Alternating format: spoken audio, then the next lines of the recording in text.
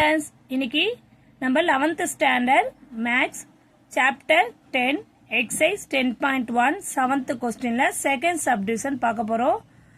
question என்ன கேட்டிருக்காங்கன்னா examine the differentiability of function in R by drawing the diagram.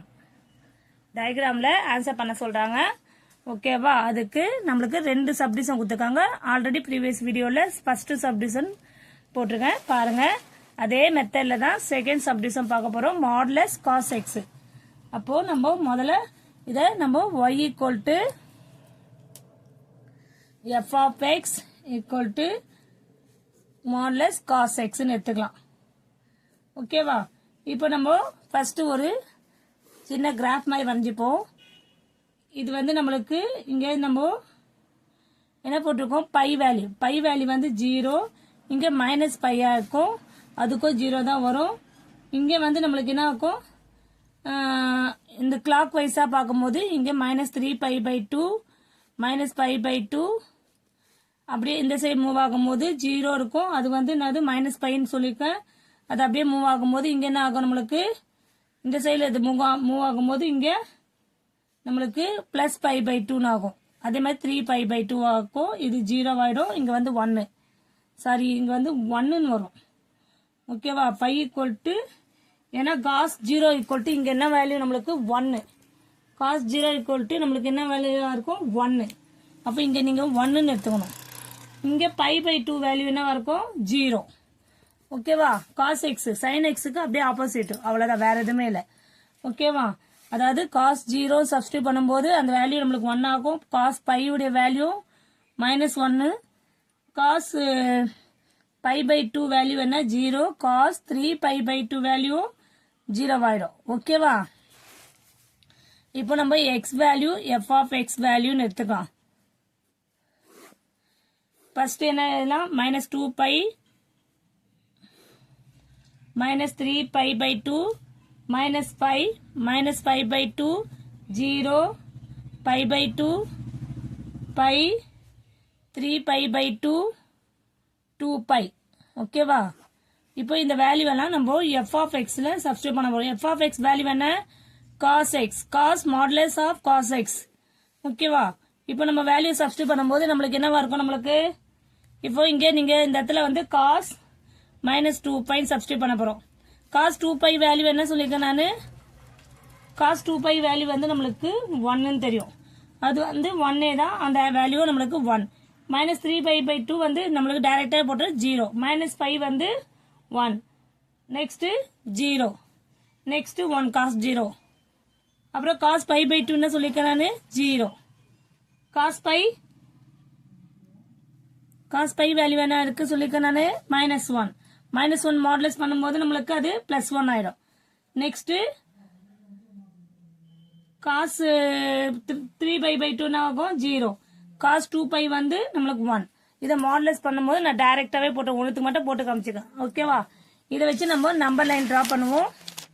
டயக்ராம்ல கேட்டிருக்காங்க. இப்போ பண்ணும்போது நம்மளுக்கு என்னவாகும், இப்போ 0ன்னு இருக்குன்னா இந்த இடத்துல 0ன்னு இருக்கும்போது இங்க என்ன வேல்யூஸ் போட்டுப்போம், π/2 π 3π/2 2π. வேல்யூஸ் தெரியல, π/2னா 90 180 270 360.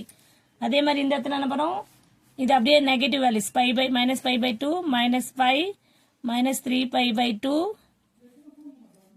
-2π. ஓகேவா, இப்போ நம்ம என்ன பண்ணலாம், நம்மளுக்கு -2π வேல்யூ என்ன இருக்கு, -2π வந்து 1ல இருந்து ஆரம்பிக்குது.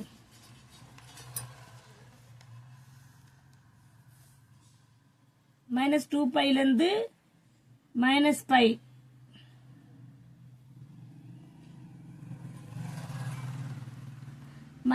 இப்ப இங்க வந்து -3π/2 இருந்து ஆரம்பிப்போம் நம்ம. ஓகேவா, -3π/2 அது 0. அப்போ இது 0 வேல்யூல இருந்து அப்படியே வரும்போது நம்மளுக்கு அடுத்தது என்னவாகும், -π/2.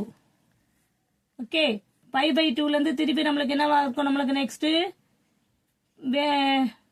0, அந்த 0 வேல்யூ இல்லம்மா, 0 வேல்யூ வரதை மட்டும் போட்டுப்போம். -3/2ல 3π/2 இருந்து -π/2வா, -π/2ல இருந்து வெறும் π/2. π/2ல இருந்து நம்மளுக்கு 0 எங்க வருது, next 3/2.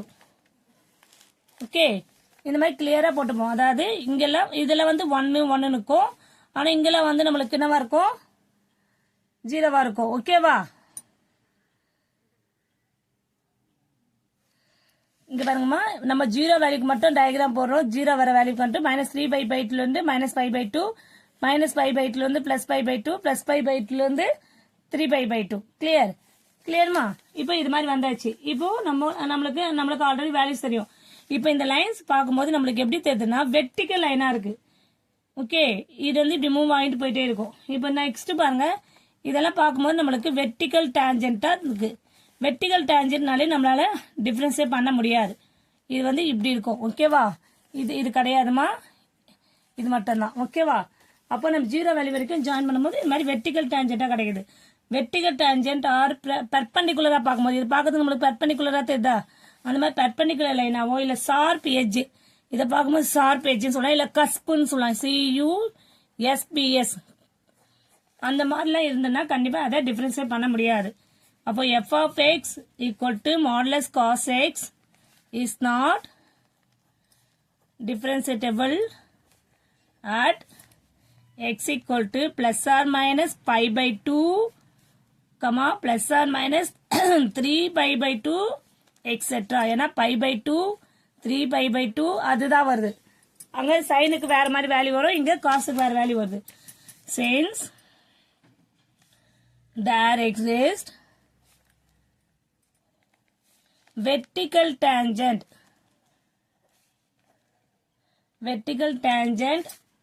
at that points. Okay ma? F of x, therefore f of x is not differentiable at all points in R 2n plus 1/2 bracket of pi where n belongs to z. ஓகேவா? இது நீங்க அவ்வளவு டீப்பா எழுத முடியல. Is not differentiable போட்டா போதும். பெர்பெண்டிகுலரா இருந்தாலும் சரி, டேஞ்சென்ட் லைனா இருந்தாலும் சரி, நம்மளால டிஃபரன்ஸ் பண்ண முடியாது. அவ்வளவுதான். லாஸ்ட் சம்மரே தான், அதுக்கு வேல்யூஸ் வேற, இதுக்கு வேல்யூஸ் வேற. ஓகேவா? Clear students? Thank you students.